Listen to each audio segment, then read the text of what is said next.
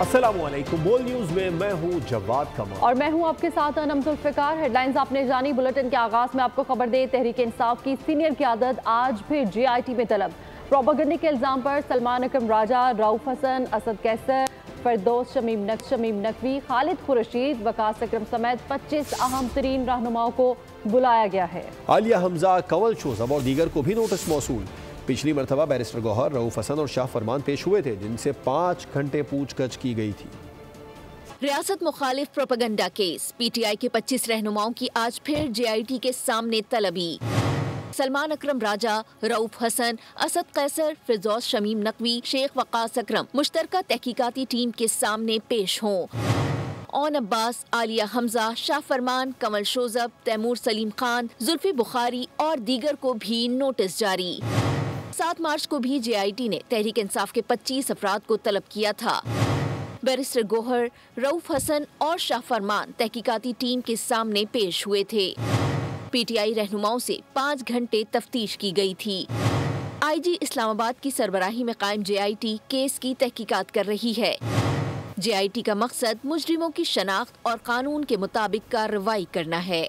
पानी की तकसीम पर एतराज़ है। पंजाब में हमें कोई किरदार नहीं मिल रहा है। बिलावल भुट्टो जरदारी शिकायतों का टोकरा लिए वज़ीर आज़म हाउस जा पहुँचे। इफ्तार डिनर में पीपल्स पार्टी के साथ होने वाले मुआहदे पर अमल दरामद पर भी तबादला ख्याल किया गया। वज़ीर आज़म शहबाज शरीफ का chairman Peoples Party Bilawal Bhutto Zardari के एजाज में इफ्तार डिनर। दोनों तरफ से वफूद भी शरीक हुए। ज़राए के मुताबिक मुलाकात में सियासी उमूर पर गिले शिकवे भी खूब हुए। फरीकैन ने हुकूमत साजी मुआहिदे पर अमल दरामद से मुतालिक एक दूसरे का मौक़िफ़ सुना। पीपल्स पार्टी ने अपने तहफ़्फ़ुज़ात पेश किए। PP वफ़द ने पंजाब में दरिया सिंध से कैनाल निकालने का मामला भी उठाया।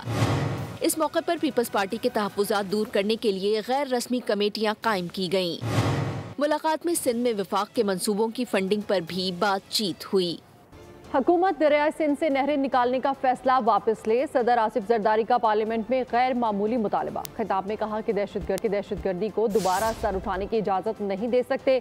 ज़ाती और सियासी इख्तिलाफात को बलाए ताक रखकर मुल्की तरक्की के लिए काम करना होगा। हमें मुल्क में गुड गवर्नेंस और सियासी इस्तेहकाम को फ़रोग़ देना है। Armed forces, successful intelligence-based operation. The entire nation is proud of its security forces. Let us work together to revive our economy, strengthen our democracy, and uphold the rule of law. We should work actively to promote inclusive and uniform development, ensuring no province, no district, and no village is left behind. Improving our taxation system is essential to moving forward as a country. We must reform and expand our tax net to exploit new markets and build a competitive export-oriented economy. Ease on doing business. Investors, small businesses, and international companies must find Pakistan an attractive potential of investment. IMF बिजली की कीमतों में कमी पर राजी। बिजली निर्खों में कमी पर IMF ने ग्रीन सिग्नल दे दिया है। ज़राए के मुताबिक नेपरा और वजारत तवानाई को मुशावरत के साथ फैसला करने का इख्तियार। बिजली की कीमत में 1 से 2 रुपये कमी की जा सकती है। कीमतों में कमी का आत्मी फैसला आइंदा माह हो सकेगा। तफसीलात जान लेते हैं उमर हयात खान से। उमर, मजीद क्या बताया ज़राए ने?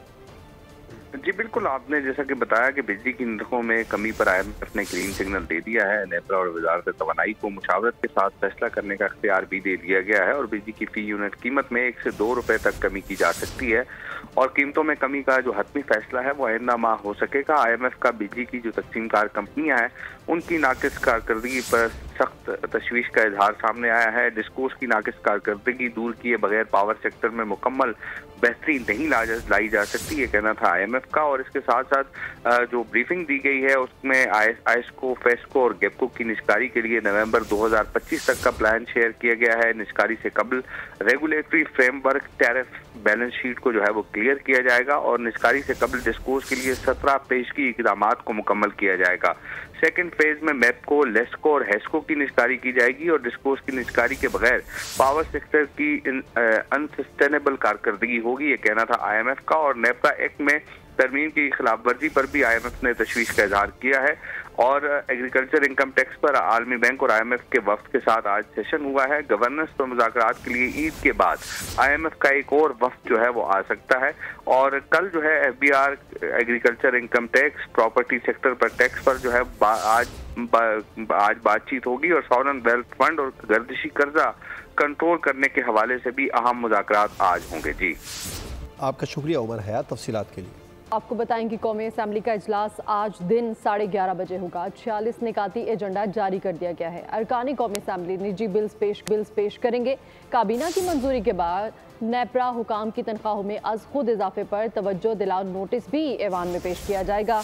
कौमी असम्बली इजलास के एजेंडे में मुतादिद करारदादें भी शामिल हैं।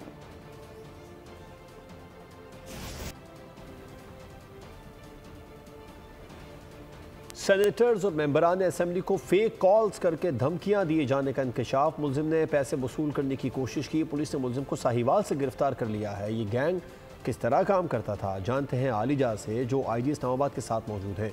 जी आलिजा। इस्लामाबाद अली नासिर रिजवी साहब हमारे साथ मौजूद हैं। सर, आज बड़ा स्विफ्ट एक्शन आपने लिया है और सेनेटर्स को फेक कॉल्स जो मौसूल हो रही थी उस मुलजिम को बर वक्त गिरफ्तार किया है। क्या मामला था, क्या माजरा था? जी, बिस्मिल्लाहिर्रहमानिर्रहीम। थैंक यू वेरी मच जी। हमें तकरीबन आलमोस्ट एक हफ़्ता पहले मुख्तलिफ जो ऑनरेबल सेनेटर्स हैं उन्होंने बताया था कि उन्हें फ़ेक कॉल्स और फ्रॉडुलेंट कॉल्स रिसीव हो रही हैं, जिनमें कोई ASI अकील शाह बन के कि भाई I9 थाना, कभी कराची कंपनी थाना, वहाँ से कॉल आ रही हैं और वो कोई उनसे कोई पैसे की डिमांड कर रहे हैं। हमारे लिए बड़ा टेस्ट केस था। हमने पहले तो अपने तमाम देखे, ऑफिसर्स देखे कि क्या यहाँ से कोई ऐसी चीज़ तो नहीं। और आखिरकार 3 दिन में हमने अरेस्ट किया उस बंदे को, क्लियर हुआ, उससे सिम्स बरामद हुई, मोबाइल फ़ोन बरामद हुए। और इसको हमने करने के लिए 1657 कॉल डिटेल्स को हमने एनालाइज किया सिर्फ 3 दिन के अंदर। टीम ने बहुत मेहनत की और अल्लाह ने बड़ा करम किया। तो कराची में मुख्तलिफ वाक़यात में खातून समेत 2 अफराद को कत्ल कर दिया गया। बल्दिया में ज़ाती दुश्मनी पर एक शख्स की जान ली गई। औरंगी टाउन रईस अमरोही के करीब घर में खातून की गला कटी लाश मिली। कराची के इलाके बल्दिया इत्तेहाद टाउन में रहमानिया मस्जिद के करीब फायरिंग, एक शख्स कत्ल कर दिया गया। पुलिस के मुताबिक वाकया जाती दुश्मनी का शाखसाना लगता है। मकतूल की शनाख्त नेमतुल्लाह के नाम से हुई। लाश कानूनी ज़ाब्ते की कार्रवाई के लिए सिविल अस्पताल मुंतकिल कर दी गई। पुलिस ने वाकये की मजीद तफ्तीश शुरू कर दी। औरंगी टाउन रईस अमरोही के करीब घर में खातून की गला कटी लाश मिली। पुलिस के मुताबिक 26 साला दुआ को घरेलू तनाजे पर शौहर ने कत्ल किया। 4 रोज कबल अरसलान और दुआ की खुला हुई थी। पुलिस ने कत्ल के मुलजिम अरसलान की गिरफ्तारी के लिए कार्रवाई शुरू कर दी।